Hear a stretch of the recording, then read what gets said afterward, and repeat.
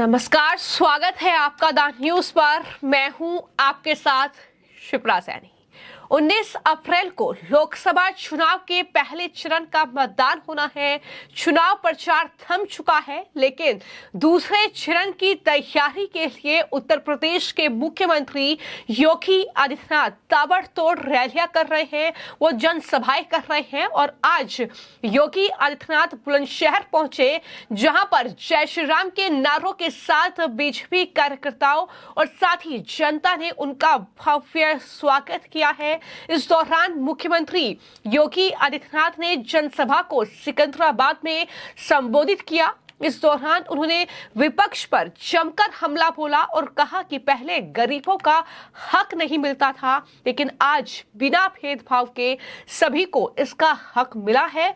उन्होंने 2014 में से पहले लोगों को चिंता थी कि भारत का क्या होगा, ये भी सीएम योगी ने कहा और कहा कि देश की सीमाएं सुरक्षित नहीं थी, किसान असुरक्षित था। उन्होंने कहा कि पीएम मोदी के नेतृत्व में देश की सीमाएं सुरक्षित हैं। आज आर्टिकल 370 को खत्म कर दिया गया है।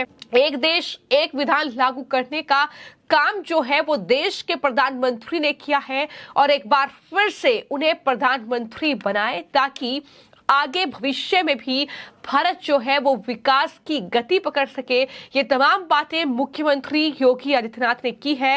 लेकिन उत्तर प्रदेश का जिक्र करते हुए उन्होंने साफ तौर पर ये कहा कि अयोध्या में राम मंदिर का निर्माण कांग्रेस, सपा, बसपा के लोग कर पाते क्या? ये सवाल उन्होंने जनता से पूछा और पूछा कि कश्मीर से धारा 370 तीन तलाक की कुप्रथा को क्या ये लोग कभी रोक पाते?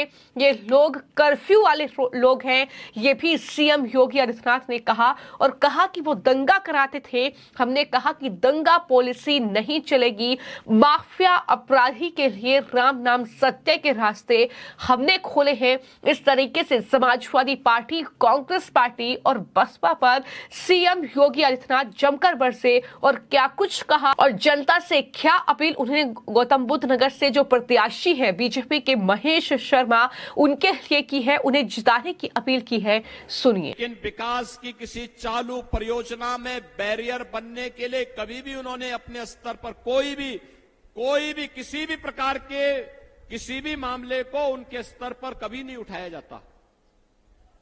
उनके द्वारा हमेशा कहा जाता कि नहीं, विकास के जो कार्य हो रहे हैं उनमें किसी भी प्रकार की बाधा नहीं आनी चाहिए। एक अच्छे और सच्चे जनप्रतिनिधि का जो दायित्व होता है वही उन लोगों ने अब तक किया है। और यही कारण है कि आज क्षेत्र देश क्या दुनिया, देश का, प्रदेश ही नहीं देश का सबसे विकसित क्षेत्रों में से एक बनने जा रहा है।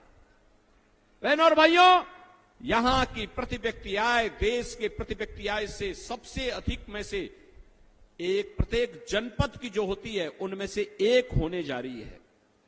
और इसीलिए हम लोग आए हैं कहने के लिए, क्या जब हम विकसित भारत की बात करते हैं तो मानक गौतम बुद्ध नगर बनेगा, स्टैंडर्ड गौतम बुद्ध नगर तय करेगा। अब पहले जो अन्य जनपदों से होती थी पहचान, उसको आप पीछे छोड़ते जा रहे हैं। डबल इंजन सरकार के साथ साथ सांसद विधायक आपका है, इसका लाभ आपको प्राप्त होना ही होना है। और बहनों और भाइयों, इसका लाभ यहां पर आप सबको प्राप्त हो रहा है और इसीलिए हम लोग आए हैं। मैं पूछना चाहता हूं, क्या ये अयोध्या में जो आपने देखा है सूर्यवंशी राम को भगवान सूर्य भवन भास्कर के किरण से उनका तिलक होते हुए देखा होगा आपने, तो यह कार्य क्या कांग्रेस और सपा बसपा के लोग करते क्या? ये काम ये कर पाते क्या? अयोध्या में राम मंदिर का निर्माण क्या ये लोग कर पाते क्या? कश्मीर में धारा 370 ये लोग हटा पाते क्या? और बहनों और भाइयों, तीन तलाक की कुप्रथा को ये लोग रोक पाते? तो बुलंदशहर के सिकंदराबाद में जनसभा को संबोधित करते हुए सीएम योगी आदित्यनाथ विपक्ष पर जमकर बरसे और पूछा कि क्या 2014 में ऐसा ही माहौल था? क्या इस तरीके से 2014 में दरअसल विकास हो रहा था? क्या आर्टिकल 370 को खत्म किया गया? क्या 3 तलाक की प्रथा को खत्म किया गया? क्या राम मंदिर को बनाया गया लेकिन जुमले किए गए, वादे पूरे नहीं किए गए? ये साफ तौर पर सीएम योगी आदित्यनाथ ने कहा और कहा कि तब लोगों के मन में भारी आक्रोश था। हमारे देश की सीमाएं सुरक्षित नहीं थी, गरीब, युवा, किसान सभी परेशान थे। हमने 10 साल में भारत को बदलते देखा। आतंकवाद, नक्सलवाद को हमने खत्म किया है। ये बड़ी बातें एक बार फिर से जनसभा में जनता को संबोधित करते हुए सीएम योगी आदित्यनाथ ने कही है। जाहिर तौर पर 19 अप्रैल को पहले चरण का मतदान है और उसके बाद दरअसल दूसरे चरण का मतदान होना है।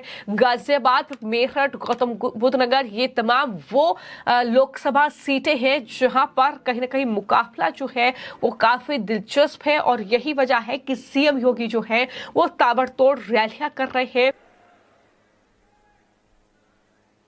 ये लोग तो कर्फ्यू वाले लोग हैं। इन लोगों ने कर्फ्यू लगा दिया। महीनों महीनों दंगा होता था। बेटी और व्यापारी असुरक्षित थी। आज हमारे प्रदेश में कर्फ्यू नहीं है। आज तो शानदार तरीके से कावड़ यात्रा निकलती है। कावड़ यात्रा, अंतर स्पष्ट है, फर्क साफ है। वे दंगा कराते थे, हमने कहा भी नहीं। सामान्य प्रदेशवासियों के लिए अयोध्या में रामलला होंगे और माफिया और अपराधी के लिए राम नाम सत्य है कि यात्रा के रास्ते भी खुले होंगे। बहनों और भाइयों, वे दंगा करा करके प्रदेश को अस्त व्यस्त करते थे। हम लोगों ने कहा नहीं भाई, दंगा पॉलिसी नहीं चलेगी, विकास की पॉलिसी चलेगी, विकास की। और आज इसी विकास के लिए हम लोग आपके पास आए हैं। नौजवान की आजीविका के लिए, आम नागरिक की आस्था के लिए, व्यापारी और बेटी की सुरक्षा के लिए भारतीय जनता पार्टी आवश्यक है। और भारतीय जनता पार्टी सरकार के लिए मोदी जी तीसरी बार प्रधानमंत्री बने और गौतम बुद्ध नगर सीट पर तीसरी बार डॉक्टर महेश शर्मा जी सांसद बनकर के चुन करके जाएं, इसी के लिए अपील करने के लिए मैं आपके पास आया हूं। बहनों और भाइयों, बड़े उद्देश्य के लिए हमें स्थानीय उन विवादों को समाधान करना होगा। चुनाव में लोग आएंगे, तमाम प्रकार के लोग आएंगे। कोई जाति का सहारा लेगा, कोई क्षेत्र का सहारा लेगा, कोई तमाम अन्य सहारा लेगा। उस समय सबसे कहना कि भाई देखो, चुनाव के बाद आ जाना। आज तो हमारे पास एक ही कार्य है और वह है एक राष्ट्रवादी और विकास परक सोच वाली हमें सरकार चाहिए। और 4 जिलों के चुनावी दौरे पर आज सीएम योगी हैं। बुलंदशहर, गौतम बुद्ध नगर, गाजियाबाद और मेरठ में वो रैली को संबोधित करेंगे। तो ऐसे में उन्होंने जो सिकंदराबाद में रैली को संबोधित किया है, वहां पर विपक्ष, खासतौर पर अखिलेश यादव और कांग्रेस पार्टी के राहुल गांधी पर वो जमकर बरसे और अपनी सरकार में इन 10 साल के कार्यकाल में जो काम हुए हैं देश के लिए, खासतौर पर उत्तर प्रदेश के लिए, वो तमाम कार्य उन्होंने गिनाए हैं। फिर चाहे वो राम मंदिर में रामनवमी के मौके पर भव्य आयोजन हो, चाहे वो रामलला का सूर्य तिलक हो, या फिर 3 तलाक की प्रथा को खत्म करना हो, या फिर आर्टिकल 370 को खत्म करना हो, ये तमाम चीजें गिनाते हुए डॉक्टर महेश शर्मा, गौतम बुद्ध नगर के जो मौजूदा सांसद है, बीजेपी ने एक बार फिर से उन्हें टिकट दिया है, उनके लिए मतदान की अपील की है। और अपील इस चीज की है कि एक बार फिर से देश के प्रधानमंत्री नरेंद्र मोदी को प्रधानमंत्री बनाए जनता। और यही अपील करते हुए सीएम योगी आदित्यनाथ विपक्ष पर जमकर बरसे हैं। फिलहाल आपकी इस पूरी खबर को लेकर क्या राय है, हमें कमेंट बॉक्स में जरूर लिखिए। धन्यवाद। सरकार केवल मोदी जी दे सकते हैं, वह केवल कमल के फूल से ही संभव हो पाएगा। हमें कमल के फूल के बारे में सोचना है और कमल के फूल के लिए ही आप सबसे अपील करने के लिए आज मैं यहां पर सिकंदराबाद में मैं आया हूं। बहनों और भाइयों, चुनाव के दौरान यह भी संभव नहीं हो सकता, बहुत बार होता है, हर व्यक्ति की अपेक्षा भी होती है कि प्रत्याशी हमारे द्वार में आ जाए, संभव नहीं होता।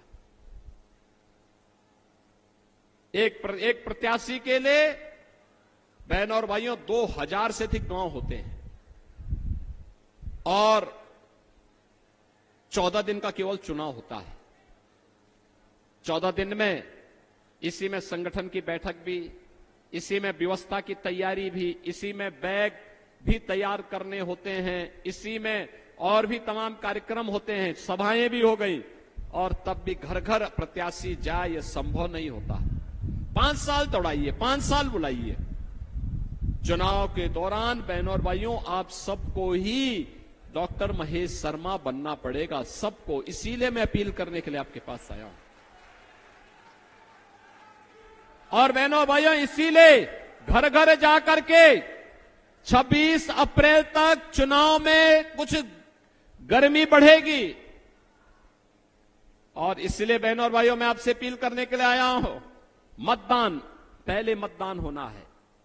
कल पहले चरण का होगा, दूसरे चरण में आपको मतदान करना है और मतदान के लिए सर्दी, गर्मी, धूप किसी की भी परवाह के बगैर, लू की परवाह के बगैर हमारा प्रयास होना चाहिए। पहले 3 घंटे में ही 50% से अधिक मतदान हम अपने स्तर पर करवाने की तैयारी कर लें। सहमत हैं? सहमत हैं? मोदी जी को फिर से प्रधानमंत्री देखना चाहते हैं, देश को सुरक्षित रखना चाहते हैं, भारत की आस्था का सम्मान करना चाहते हैं, युवाओं की आजीविका को सुदृढ़ करना चाहते हैं, विकसित भारत बनाना चाहते हैं।